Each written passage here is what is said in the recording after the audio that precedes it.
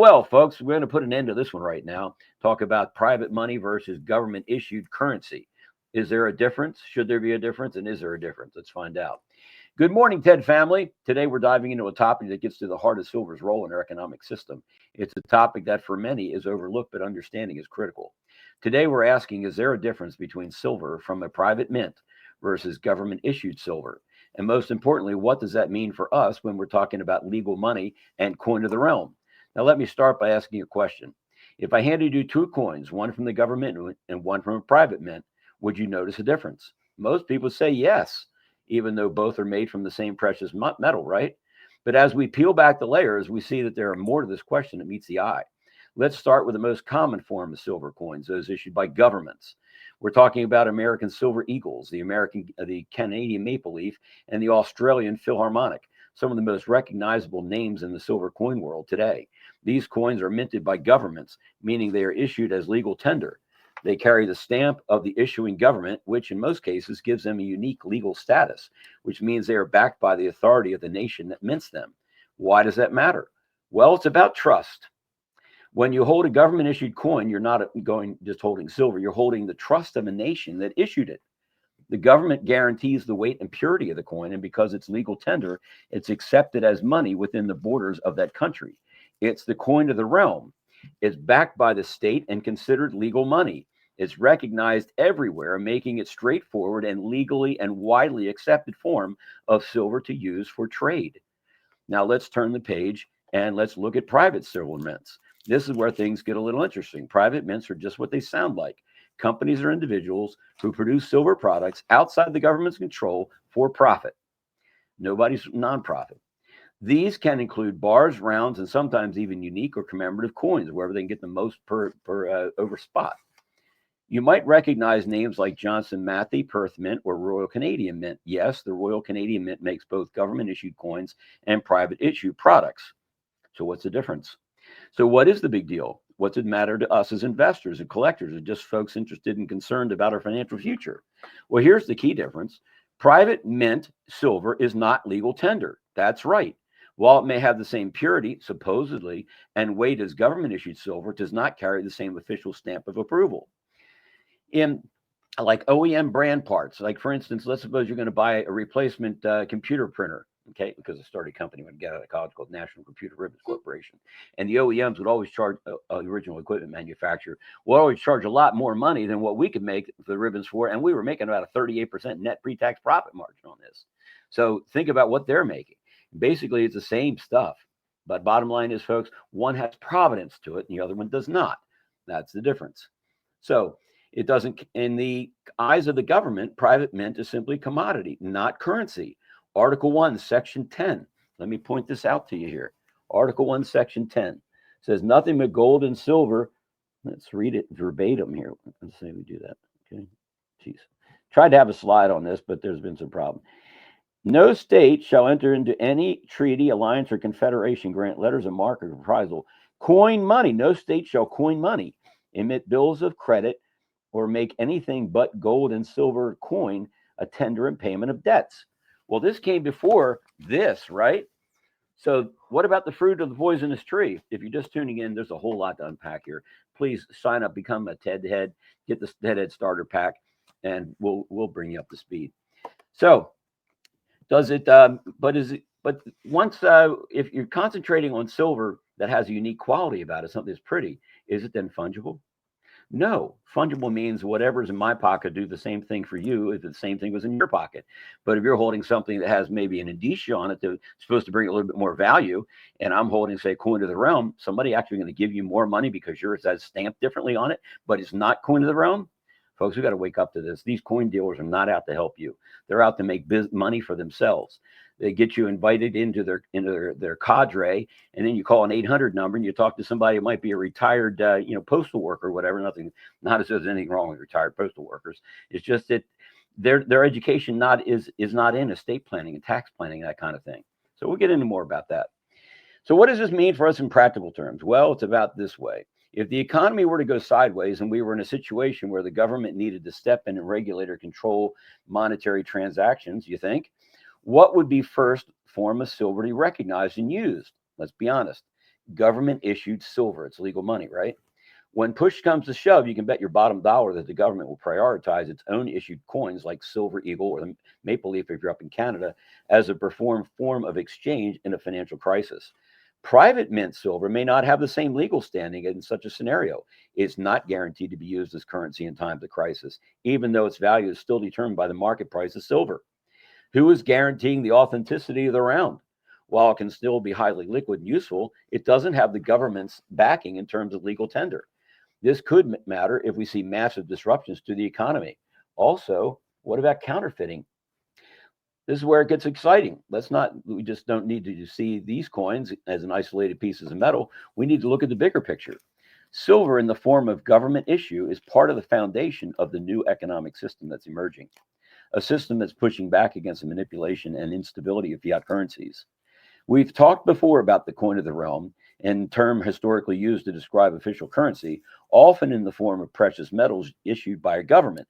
In today's world, that coin of the realm is still the silver coin stamped by a government. But as the world continues to shift, the role of silver and other metals in our financial system will change. Current market conditions are exposing the run on dimes as they are the most fungible, most recognizable, and most difficult to counterfeit. 14 transactions per 1 troy ounce. 14 dimes equals 1 troy ounce. Think of the divisibility you have there. With dimes as available as low as $1.02 over spot, dimes truly represent the best options for preserving your purchasing power in the most fungible and authentic form on the planet. Don't miss the boat, folks. Silver has been used for thousands of years, and no matter what form it takes, it always carries intrinsic value. However, silver's highest and best use will be that of money. In each of the 207 sovereign countries around the world, serving over 8 billion people, silver will once again retain its place as money and be used as currency in order to effect transactions. So, thank you for listening here, folks. Thank you for being here. Keep our eyes on the future and keep silver close at hand. We have a lot more to unpack. The fun's just getting started. The drink. Yeah. Super. Yeah.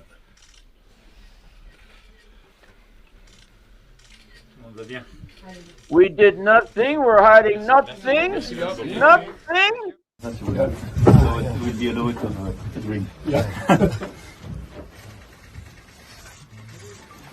Super. Yeah.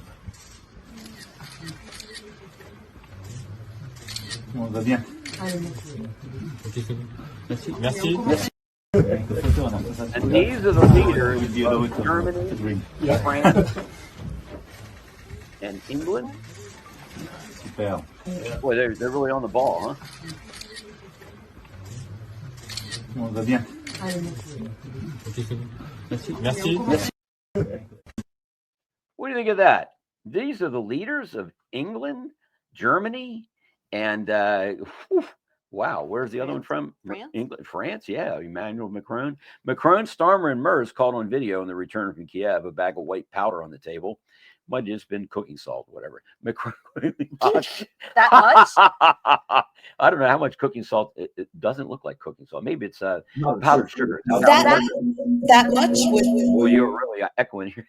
There we go. That much would really be salty. Make it salty. I don't know. I mean, don't get the bags mixed up. That's a lot of Don't salt. ever let that happen. What would happen? Macron, Starmer, and Merz and a bag of cocaine yesterday. You can't make this stuff up. Let's go to the next. Don't you have another slide here? Yep. Yeah, look at this. Sorry. Macron, Starmer, Merz, and a bag of sounds like the something of the witches in the wardrobe. What was that? Witches, warlocks. Yeah, witches and wardrobes. Wardrobes. Yeah. Sorry. European leaders, Emmanuel Macron from France, Keir Starmer from UK, and Frederick Merz, Germany, all sat down and had some at a table that appeared to have a bag of cocaine and a cocaine sniffing spoon on it. Would you put a spoon in your nose that somebody else would put up their nose? No. Well, Jeez. first of all, I wouldn't put a spoon in my nose. Golly. Here.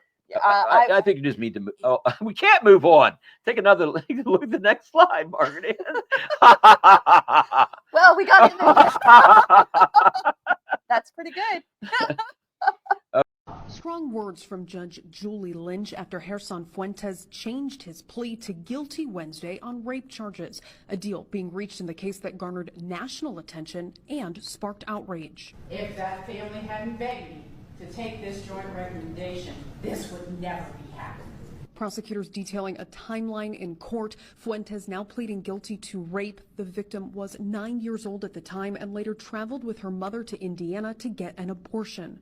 On July 6th of 2022, members of the Columbus Police Department went to the child's residence to obtain DNA samples from the minor child, as well as all males who were living in the home at the time, which included the defendant, Mr. Fuentes, who was the live-in boyfriend of the child's mother. Prosecutors said Fuentes' DNA was a match. Judge Lynch asking Fuentes if he understood. Fuentes communicating through an interpreter, only saying yes. Wow. I wonder how many other men in that house had their way with a 9-year-old child. That's terrible. Diddy trial drama. Star witness vanishes ahead of explosive testimony. The high-profile sex trafficking case against Sean Diddy Combs has taken a stunning turn. One of the prosecutor's key witnesses has mysteriously gone missing just days before opening statements are set to begin. I don't know about you folks. This has got to stop.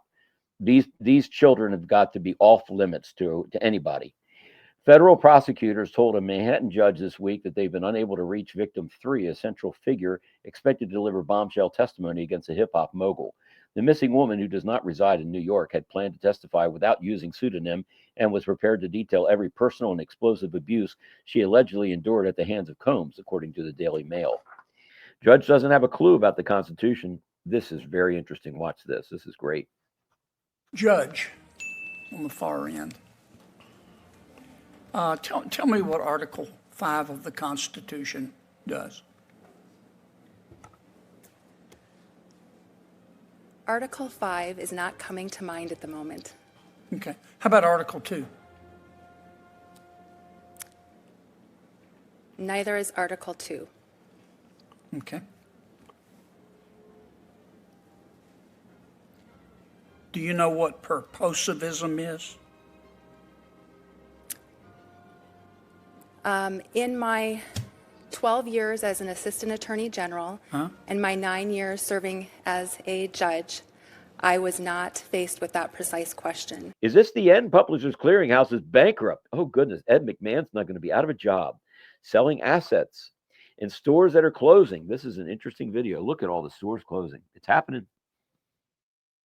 Stores that are closing in 2025. Walgreens is closing 500 stores this year, with plans to shutter 1,200 by 2027. Party City is shutting down all 800 US stores by February, marking the end of an era for party supplies. Big Lots is closing all 960 locations, with liquidation sales already underway. Sears is shutting down 15 more stores, leaving fewer than 10 locations nationwide. Kmart is closing its remaining 5 stores, marking the end of a retail icon. GameStop plans to close 300 stores as it struggles in a shifting market. Family Dollar is closing 100 underperforming locations this year. CVS is cutting 300 stores as it consolidates overlapping locations. Dollar Tree is planning to close 200 stores to improve profitability. Bed Bath & Beyond is shutting its last remaining stores, marking the chain's final chapter. Macy's is closing 10 more stores as part of its nationwide downsizing. Banana Republic is closing 30 locations as it focuses on online shopping.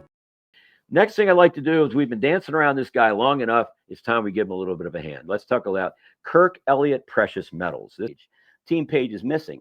Scroll down there a little bit on Ashley. Let's take a look at Ashley. She's a very beautiful girl. But is that her real name? Let's take a look at Emmy. Oh, goodness. Is this somebody you want having access to your retirement account and your family fortune? I don't know, folks, but you got to step up and do some research on this yourself. That's Emmy. I've received 2 lawsuits from 2 different lawyers. One's out of China, supposedly the nastiest one around. Folks, I am fighting for you. You guys need to be fighting for yourself as well. This guy is ripping you off. putting, they don't have the designations. I would ask to see his licenses. I would ask to see his credentials. I would ask to see a copy of his diplomas. Who the heck is he? What happened in California, and why were you thrown out of California? The reason why, they couldn't get the last names of the people that were defendants. So he was thrown out of California. Now he's in Colorado doing the same daggone thing. Do you see Emmy's last name? No. You need to know Emmy's last name, because if Emmy happens to move that money to some place that shouldn't have been moved to, you need to have to go get a hold of her. If you're Margaret Ann. Yes, I did. And look at this. He took the page down. We were going to do a full expose on Kirk Elliott and talk to you what's going on, but he's actually jumped the gun. He's taken down one of the things we wanted to discuss, which was the page talking about all the people that are not licensed, that you only have their first names of. And these are the people that the telephone calls are going into for you to get your social security numbers and account numbers and all this stuff. No, no, no, no.